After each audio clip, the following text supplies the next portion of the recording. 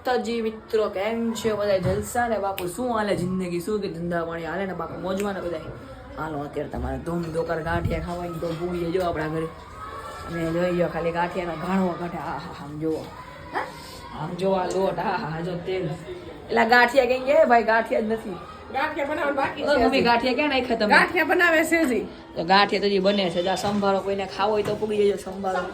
જો મરચા મરચા મરચા એકદમ ગરમા ગરમ તાજા તાજા. આ જો આપણા મહેમાન બેઠા. રામ રામ મહેમાન, કેમ છે તમને? સારું છે ને મહેમાન? ઓ મહેમાન સારું ને? એકદમ સારું. કેમ છે પપ્પા? જય શ્રી કૃષ્ણ. જય શ્રી કૃષ્ણ.